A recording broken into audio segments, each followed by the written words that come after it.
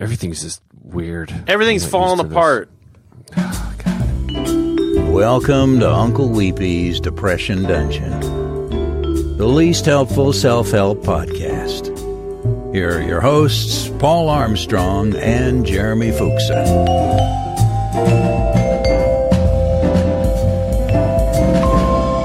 How's it going? Oh, it's good. Ah, How's the jobby jobs? it's good. It's good. I'm finally starting to have half an inkling of what's going on. That's better than not. Yeah. And you have direction. Yeah. Today I got my first task. I'm gonna do some interface audits. Oh, fun. Yeah. One of their products is going to have third-party integrations, kind of like Slack does its little third-party integrations, and and part of that deal with their product is that we get to go through and certify whether or not they can be integrated, and so I get to deep dive on somebody else's stuff and decide whether or not it's good or bad, and then they can either be part of our deal or implement our suggestions in order to become part of the deal. So That's some good high level thinking that you get to do. Yeah, it's good stuff. Oh, so here's the thing. I will be in Kansas City. Yeah. Beginning of December. Okay. My dad got tickets to a Chiefs game, so we're going to that. Yeah. He leaves early Monday. I didn't get a flight till like 7 in the evening on Monday. Oh man. So there is possibility of hang. I was going to say, so live show at halftime at Arrowhead Stadium, is that? Well, or that. But Ladies and gentlemen, for your halftime entertainment, Uncle Weepy's Depression Dungeon. Everyone in the stadium will go crazy for Hey, jockey. what have you been watching on we are. Netflix lately? We'll just kneel the whole time. This is not good podcast fodder, but we're kneeling. I had an epiphany, and it's probably not new. I'm sure someone's probably written a thesis about it, but what would you say the general demographic of an NFL fan is? The general demographic. Yeah.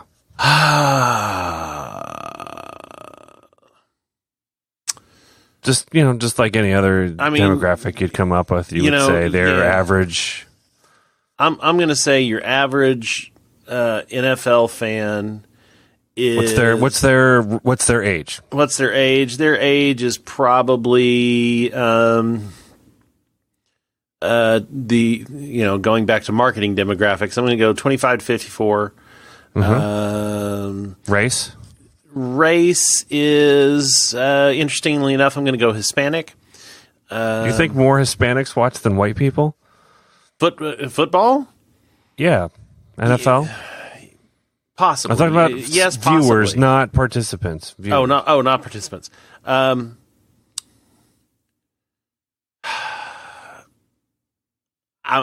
going to stick with the fact that I think it's a trick question. It's not white people. No, it's not. It's not a trick question. I'm just trying to. I'm. Do you have the answer? No, no. It's not. You're getting my okay. Yeah, I could probably look it up. I've looked it up before. It was like a year and a half ago. I'm feeling like it's not white though. It is a lot white. Well, I'm sure it is a lot of white, but it's like in the 80% range. Oh dear white. God. And the age is skewed higher. I think it's 35 to 60. Oh, really? Something. 35 to... Oh, wow. And male, clearly. Sure. And Republican. Yeah. I'm torn on household income. That one I don't know. It's going to run the gamut. It's going to be pretty even-handed there. Yeah. But just overall, NFL's great. You would say that there are. I did this research a while ago when I was just looking into the Colin Kaepernick thing, and I thought for sure back then that it was politically motivated by owners. Owners are all Republican old white guys. Right. But then I was like, I wonder what the outcry about what he was doing back then. Like, what's the general viewership? I'm like, oh God, well that's why. But the interesting thing is that they're watching a sport. If you think about the NFL as a sport, it is the most socialistic sport there is. It is completely antithesis of everything they support. Teams have caps and limits on what they can spend. Yeah. Right? Yeah. Like you can't just spend all of the money that you have. You pay penalties for when you go over. The players are in unions. There's contracts and guarantees and all of these things that they hate. They hate regulations. They hate unions. They hate the idea of revenue sharing. Mm-hmm. But it's like their favorite sport. It's the complete antithesis of how they would want the country to run. But sports that are run like they would want, what do we say about sports that have unlimited spending and no player contracts?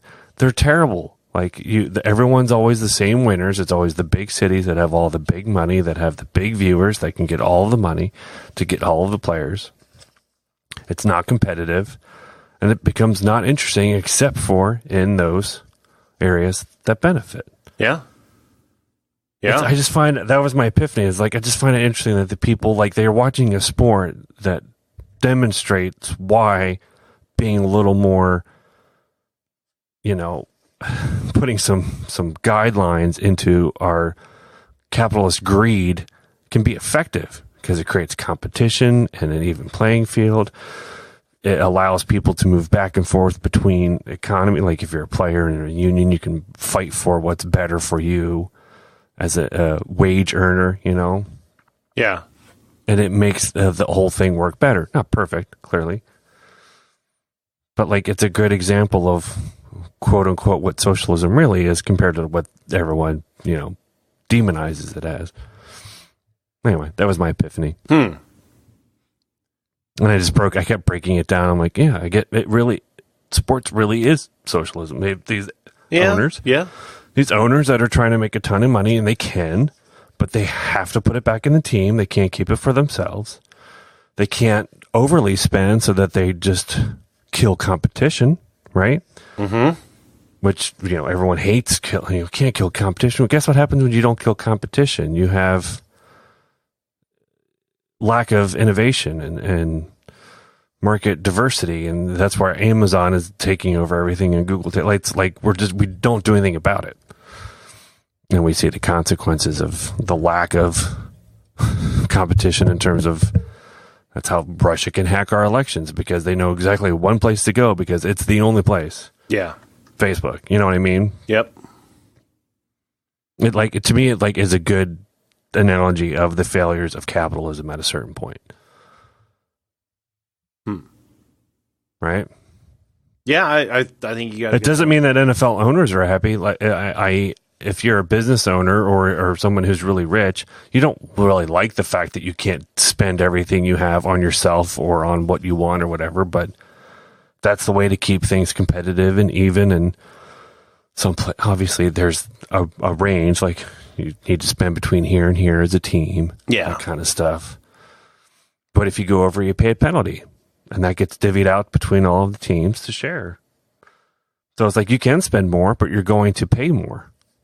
Like, sort of hey, if you're going to, as a CEO, if you're going to pay yourself over $500,000, even if it's in shares, well, you're going to pay a bigger penalty. And that's what no, we're not going to do that. We're going to cut. But all that does is just breed the whole problems we're seeing now. Flat wage earning. Anyway,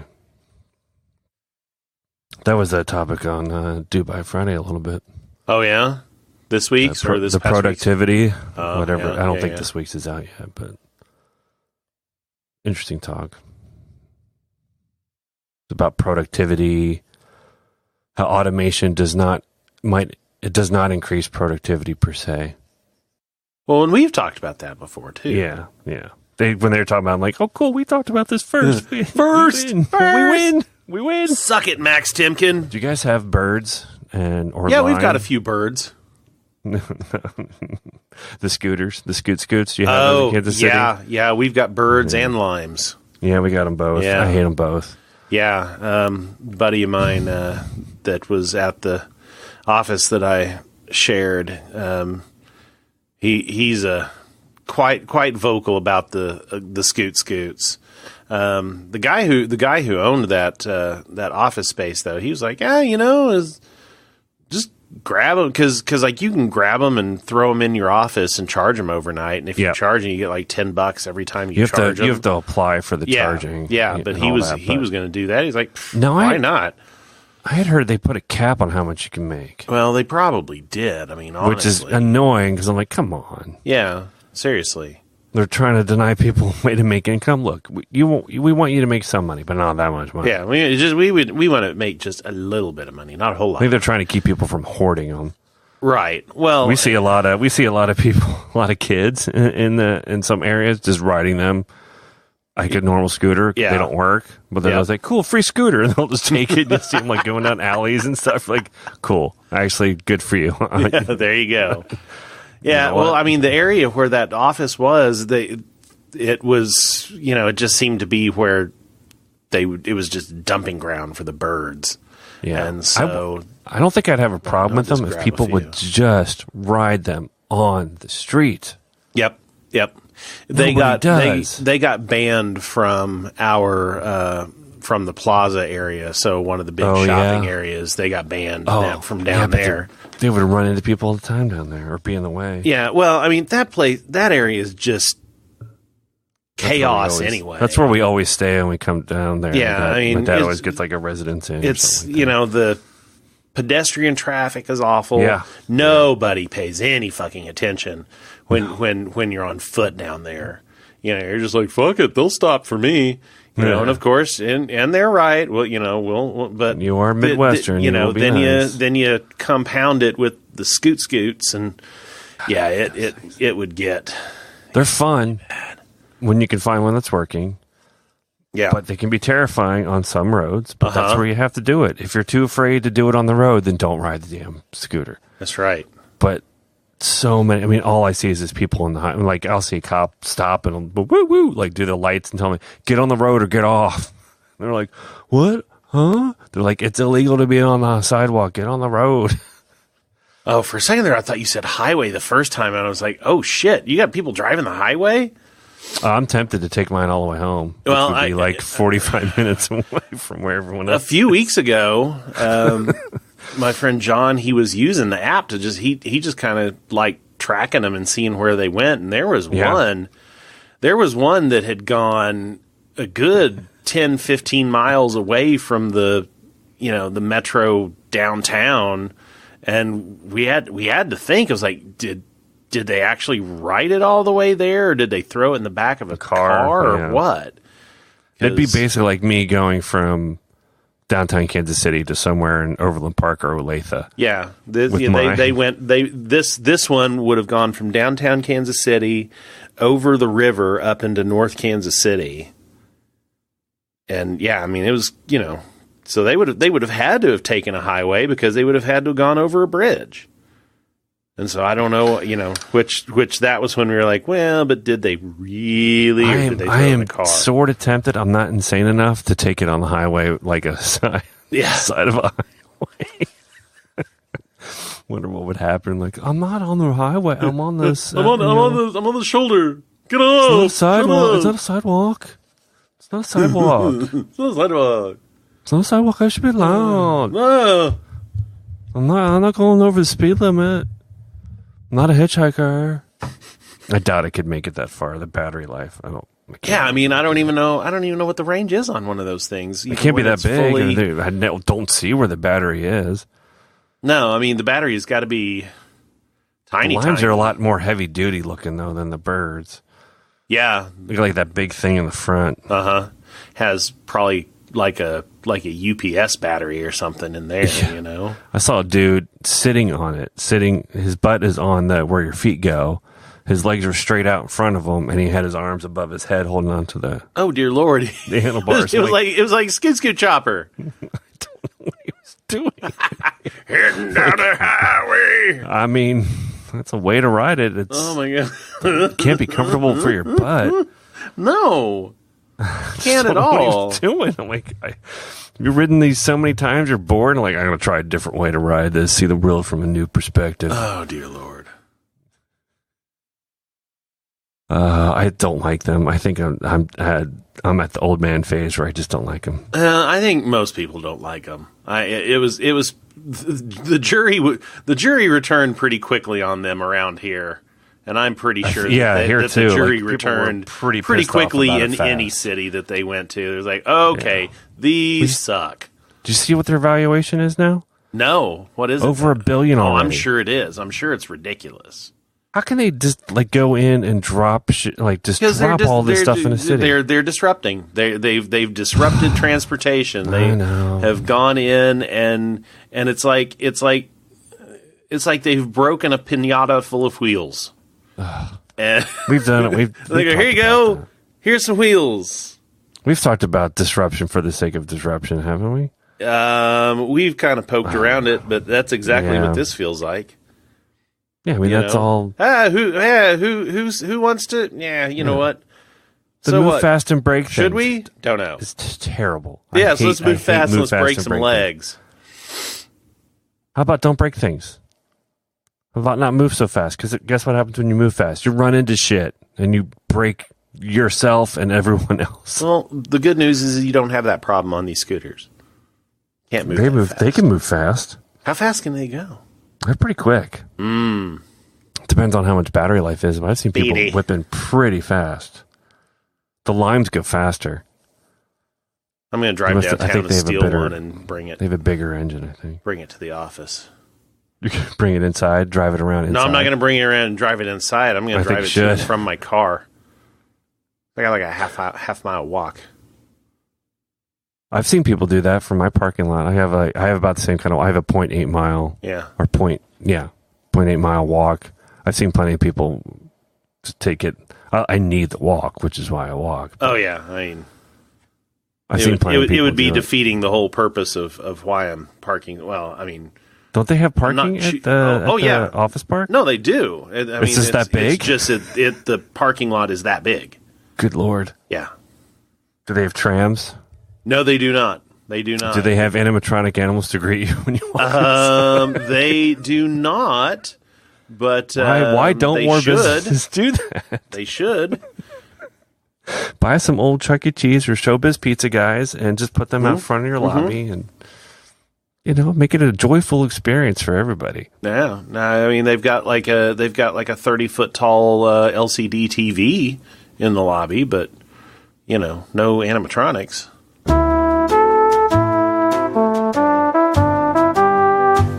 What is even happening? Oh, did you see Amazon's delivering Christmas trees now? No, Mm-hmm. I did not. I heard all the podcast sponsorships about them kind of getting into not really live TV. Well, no, how they've got channels now. Have you heard about that? No. Yeah. No. You Okay, mean, so like they've their got own Christmas channels? trees. No, where you can get other people's channels now. And basically, I Oh, you looked mean at- they're organizing like CBS, ABC, that kind of thing? Yeah, and I basically I looked into it, and from what I understand, it's kind of like you're just getting the services that because like CBS has CBS All Access, and there's HBO. Oh, Go so it's and live? all that stuff. Or potentially? It's to me, it kind of feels like you're just buying the apps that they already The a la already carte sell. some stuff? Yeah, but instead of having to have 10 apps to watch 10 different things, it Yeah, all yeah. just goes through Amazon Prime Video's app. Well, I appreciate that. Yeah. 'Cause you already can do that with HBO, Showtime, Stars, whatever else they have. Right. But you're not saying, I don't know. I guess the thing that I was just like, because you're not really saving any money by doing it. You're definitely not saving money. You're just having a repository to do it all in one spot. Yeah. Rather than having, I have my HBO app, I have my Fox or FX Right. app, I have my CBS. Yeah. Well, I mean, anyone if would they pay could, for if they could CBS. leverage a little bit of savings in there, then, then I, Then they're the cable company. yeah, They're then I bundling feel like stuff. they are the cable company and They are. they're going to win. Oh, yeah, they'll definitely win. But yeah, they're not. They'll definitely win until they don't win anymore. That is true. Win until you don't. Well, have you been getting the offers to do slow shipping? No. So like they will push. I've gotten it randomly for you to option for slower shipping, and they'll try to like give you stuff in return. Yeah. Because clearly they cannot keep affording what they're doing. No, I mean, That's what I find fascinating. Because as a company that tries to do shipping and we can't do it for free, people just are so pissy about it. Like, why don't you just get it? Why is it so expensive? It's like, it's $12. That used to be pretty normal. And I think Amazon's like, even when we're building our own trucks and warehouses and delivering everything ourselves, it's still really expensive. Like, yeah. Or they're going to have to increase Prime memberships, which they already did. They already did that last year. Yeah. It's all interesting. It's all coming to a head. All this quote unquote disruption. The paying for your disruption is now coming due. Of like your sustainability of what you're trying to do is not working. Either you're not creating the jobs you said you would create, you're not creating the savings that you can continue to operate at the level you are, or people are just fed up with your practices. I can't remember. I read somewhere where it was like, in 2022, Amazon will all wake us up and tell us to go eat our food and to go do this. Like, just gonna take over everything. It's time to go get your Amazon rationed food today at the Amazon Government Center. Well, I mean, that's already happening at our house.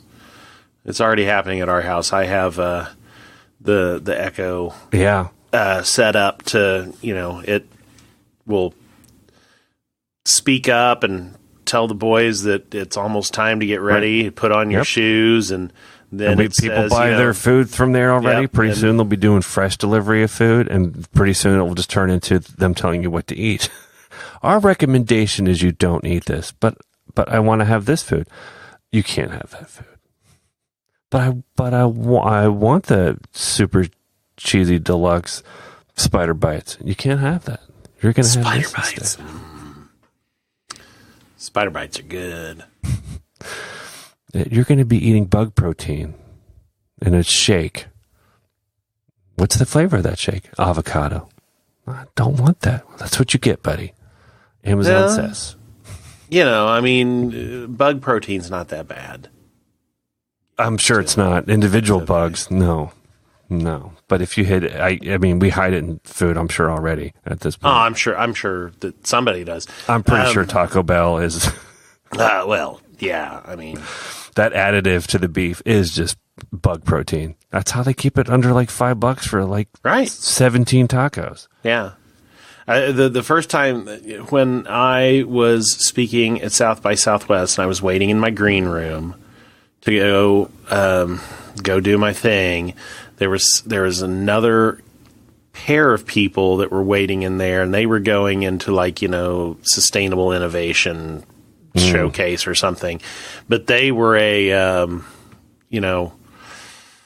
remember exactly. It wasn't just fried bugs, but it was like a granola bar that was made out of bugs or something like that. I don't remember. I tried it though. It was pretty good. I just think of Snowpiercer whenever I hear eating bugs and stuff. And then one time in my camping gear subscription box, I got a tiny box of deep fried barbecued mealworms, and I took those to Cub Scout camp, and I dared kids to eat them. Nice. They were also pretty good. Well, if you flavor anything, it's probably not bad. I mean, you fry it and flavor it beyond belief. They actually ended up tasting kind of like pork rinds. So there you go. Unpainted home pork rinds. Yeah, I mean, everything I've read, that's our future. Well, that the sustainability of bug harvesting is much more than. Have you seen the new Blade Runner? No, I haven't seen the new one. Oh, really? Yeah. There's like a little part of it that's about the farms are harvesting grubs and other type creatures for food. 'Cause, it's 2049. Yeah, might as well. At least I've gotten started. They don't ever talk about it, but like LA is surrounded by a giant wall around the ocean. Like a huge 40-foot wall or something, sort of Game of Thrones like, but like they don't ever talk about it. It just shows up. You're like, oh, I assume that's to keep the rising water levels out. Yeah. No, it's all so encouraging. We're eating bugs. We're keeping floodwaters at bay. Everything's smog. Like a nuclear winter almost feeling, because it's like everything's dead, nothing grows, so it's like all dusty out there. Ugh.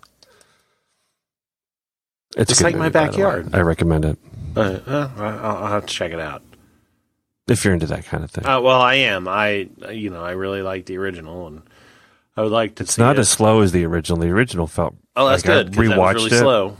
Yeah, I rewatched it with my son, and I love it. But I'm like, it really drags. Yeah, it does. Yeah, and then when you start throwing in all the different edits, that like it's even longer. Yeah. Oh, there's a unicorn. After these messages, we'll be right back. Hey, did you know that we have after show content? We do? We do. We have after show content. We do talk a lot. We do talk a lot, and so as a matter of fact, we have almost enough equal length episodes, like 2 every time we publish an episode. We basically have 2, and so we have a super secret special feed for our whole second secret show, which contains things that are continuations of conversations, completely different. And I was thinking about that because as I was looking how you shared on Facebook today about the latest episode, I was like, you just mentioned a topic that's not in the show. Oh. But that's okay. I knew we talked about it. You knew you talked about it, but it's not in the show, but it's in the after show, in the super secret after show. And there's only one way to get that stuff. What would that be? Well, the best way, or actually the only way to get that stuff is by going to patreon.com/Uncle Weepy and becoming one of our supporters. And once you do that, for only $5 a month, once you do that, you get your own special private RSS feed that you can then subscribe. Get basically 2 for the price of $5. So you get the regular show, then you get the after show, and there are 2 lost episodes on that special super secret RSS feed that we never even released. So it's even more extra than that. Nice. I know. You might get some magical spells. Well, maybe a recipe for secret liquor. I don't know. I'm making stuff up, but anything can happen. Actually, I think that's good because we need to get creative, because there are actually 3 levels of support that people could give. So they could give the $5 support, which, gives you the super secret after show feed that contains the bonus content. That's our Uncle Weepy support group level. That's $5. $10 a month is our therapist level. And so you get that feed, plus we say thank you during each episode. And then the show producers level, which is $20 or more. It's kind of like those party flyers, 2:00 to question mark, $20 to question mark. You get the feed, we talk about you, and then we'll figure out some fun present to give you twice a year. Could be a super secret cocktail. We don't know. Yeah. And it says as such on Patreon. It just says, we're not sure what the gifts are, but we'll make them cool, we swear. Yeah, if we get more people, maybe we'll start doing more cool things. I would love to do T-shirts or little buttons. Maybe I would love to. Uncle Weepy button, do some swag. Do some swag we can give away. We can do a question answer. Sort of, you get to run the topics we talk about. We of course have complete discretion to ignore you because you might be an idiot. I'm just kidding. Maybe I'm kidding. But get some mention. Maybe call in. Maybe it'll be, hey, we'll talk with you. We'll interview you. Be a special part of the show at certain amounts. Love to do that. We're all exploring things, and as we're hitting our stride, getting more into this, That's right. It's very important stuff It is important stuff. because we're changing the world. We are changing. We are That with a changing. straight face. We're changing the world in the fact that we get to distract you for an hour from the complete shit fire of dumpster diapers that's happening in the world right now. That's right. And for only $5 a month, you can extend that to us distracting you for up to 2 hours a week. That's right. And you could be a part of it. And where's that again? Patreon.com/Uncle Weepy, spelled Yeah, I mean, it could be, WEEPY. yeah, all one word, Uncle Weepy, UNCLEWEEPY. Join now. Join now. You'll be glad you did. I'll love We'll you be glad forever. you did. I'll Paul give will you love you forever. He'll love you a long time. I love you. I'll give you hugs.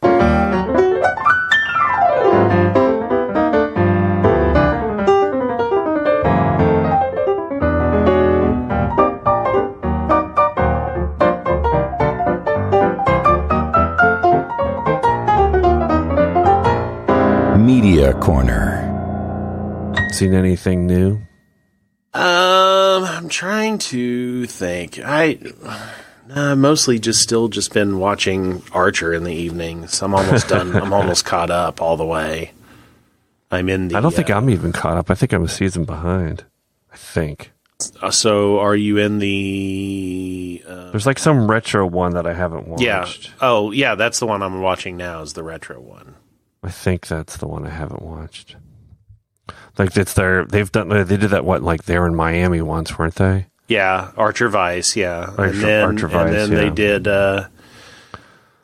working for the CIA for Christian Slater. Oh yeah, him, his character. Yeah. Phrasing. I've been watching. Did we talk about this last time? I've been obsessed with this British home show. Yes, you were talking about that. Still obsessed. Still so much upset, so that though. I've gone through all of the available on Netflix. I've gotten a VPN so that I can go to Channel 4 website to watch it there. Because I can't in America. It's like, you're not in the right location. I'm like, well, VPN time. Yeah.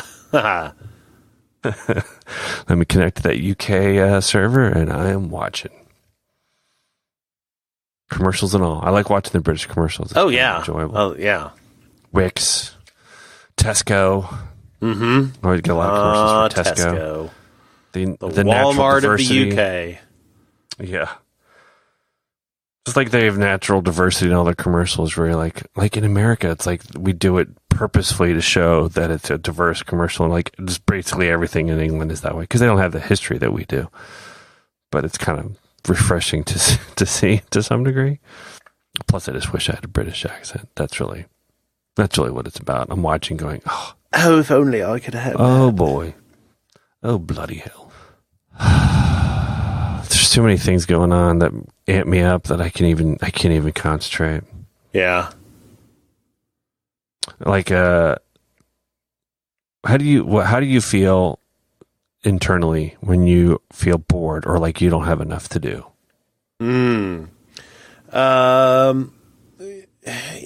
I could really flip a coin on it. Like sometimes it would make me anxious, and then sometimes, makes me anxious in that weird, if somebody, and who knows who that somebody is. I mean, it could be me for all I know, finds out that I don't have anything to do. What's going to happen to me then? And, so there's that. And then there's just the opposite of that, where my entire body just almost immediately just shuts down and I could just almost immediately fall asleep. It's fun. It's good. It's fine. At work, Totally you fine. feel that It's way? fine. Yeah. Yeah.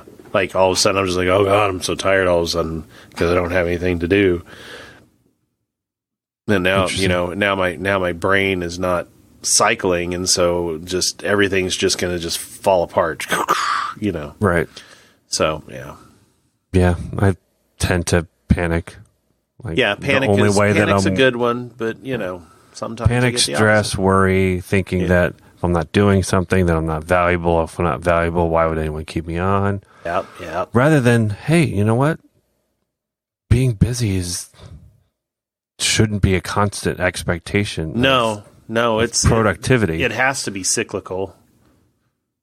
It has to be. That's where burnout. Just to be healthy.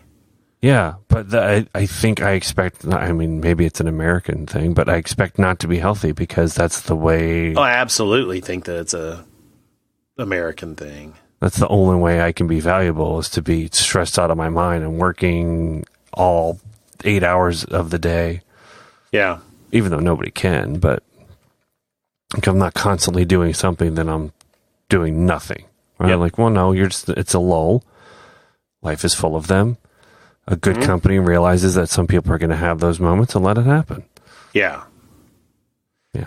Yeah. I took an assessment today. Part of like I've done so much online training over the last week. Yeah. But one of them is consideration of global cultures and how to work when dealing with global clients and how to deal with your global coworkers, and it was very, very interesting to see kind of my little bar graph superimposed on the median attitudes of the corporation in general. And mostly just because, I mean, it's a large software company. Yeah. You've got a lot of Asians and Indians and so it's going to reflect those cultures heavily.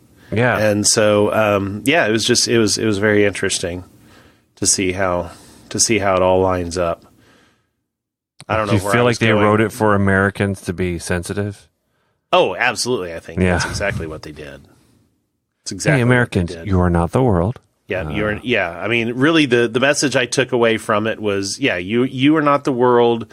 You are going to make a lot of people around you at the office uncomfortable if you're just you. So if you could be a little bit less you, all of you, not just you, but you and you and you and you and you, and if you could all just kind of dial it down a little bit, maybe we all could get along.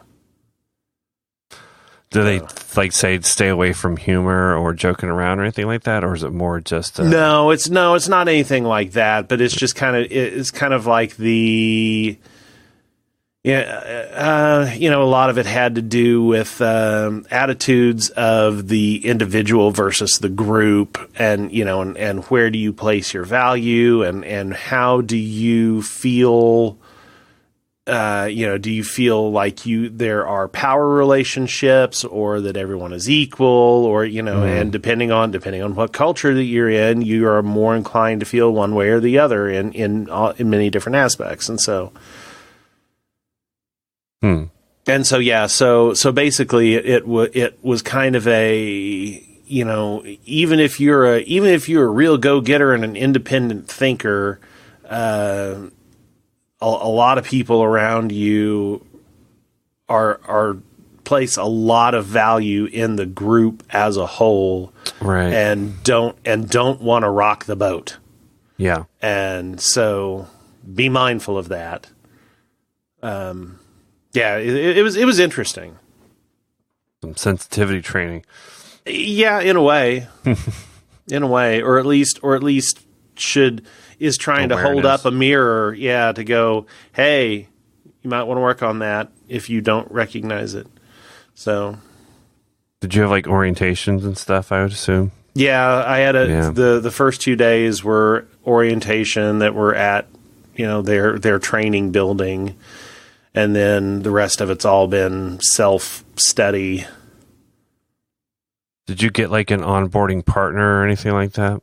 Yeah, I mean, I got my manager, but okay, that's something we've been working on as a team. Like we have an onboarding packet of whoever your manager has one, and the new employee has one. Yeah, and then we have you partner with someone as a pairing partner for like bringing you on, going over, setting up your environment.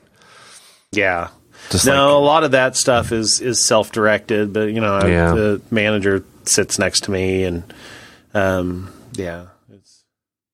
But yeah, a lot of the stuff I've been doing has been, like, of course, HIPAA, GDPR, all sorts of stuff. Lots of regulations. There's so many regulations on what you guys are doing, I'm sure. Yeah. You can't say a word. What are you working on? Can't tell you. Yep, can't tell you. Is it cool? Could be. Could be. Did it vaccine? Yeah. I mean, the worst, the biggest part of it is, of course, I mean, and I really can't imagine that. Of course, I have no idea. How often this might happen in what I'm doing, but running across live patient data and and that kind of stuff, obviously there are a million protocols. Oh, that makes me wonder, like, how's your testing environment going to be? Yeah, dummy testing environment, live testing environment. That means you guys are going to be seeing sensitive information potentially. Well, they've got. Well, I mean, that was a big part of HIPAA was. Obviously, there are going to be times that you have to test with live data, but as you test with live data, you have to grab just the minimum amount of data that you possibly need. So if you're going to test with somebody's record, you don't grab their entire record. You grab just the parts of the record that you need. If there's a way to, obfuscate and or blind the data to where it is still live data but can't trace back to you have to make testing to an identifiable person. Yeah. Oh yeah. It's layers on layers. It's a big onion. Big Dr. Onion. That got to be frustrating. I would imagine that I assume deploying things is a very long process. Yeah. I was reading a training thing on internationalization today and on how they test for that. In terms of language? Or, in terms of language and how labels fit into the UI and different things like that. Deal with that. They have a Finnish localization, but it's not really Finnish. It's just garbage, but it's garbage text that's full of Unicode characters, so that way you can make sure that you're, so you get the right room, you get the right room, but then you also see that you've got your text encoding set properly, so that it's that the characters are actually showing up, and you're opening the your meta and your HT, whatever that thing at the beginning is. You know what I'm talking about. Yep. Yeah. We had to do that. It takes. We had to do just the basics, European and Latin American. It's such a hard design for those because the simple English word turns into like a multi-line. You're like, could we say this in a different way? Yeah. I mean, that was the big interfaces. One of the big things. It's like, whatever you say in English will probably be 33% longer in most other languages. German, French for sure. Yeah. Spanish sometimes. So here are some guidelines on how to not make it look so shitty. Yeah, which is why eventually at Shore Monster, I'm like, I don't want to use words as often as we can, so I don't have to worry about this. Yeah. If we can visually say it, let's visually say it. More universally understood. Plus, we're dealing with kids who may not be able to read, but... Right. That made me think about things in a wholly different way in terms of, like, this kid may not be able to read. How can I communicate to him? That was a fun challenge. Yeah. But that also helped with internationalization. Like, it doesn't depend upon me. Any specific UI elements are being determined by the people inputting it. Yeah. Like anything else that we do is agnostic menu type things that most people understand. Anything that's specific language, well, that's being determined by the user or person inputting it. Blah, blah, blah. Blah.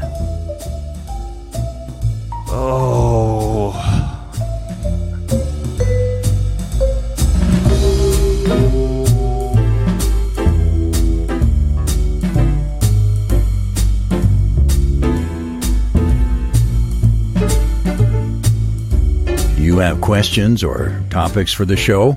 Call 816-535-1094 and leave a voicemail. Or reach us on Twitter at Uncle Weepy. If you enjoyed this show, first rate and review the show on iTunes, Google Play, or wherever you get your podcasts. Your review helps the podcast robot suggest this show to other listeners. Second, consider supporting the show on Patreon. Patrons of the show get access to exclusive after-show material. Several levels of support are available. Visit patreon.com/Uncle Weepy for details.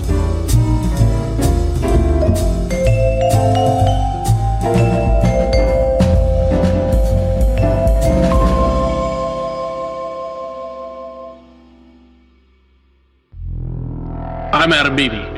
I'm Barry Johnston.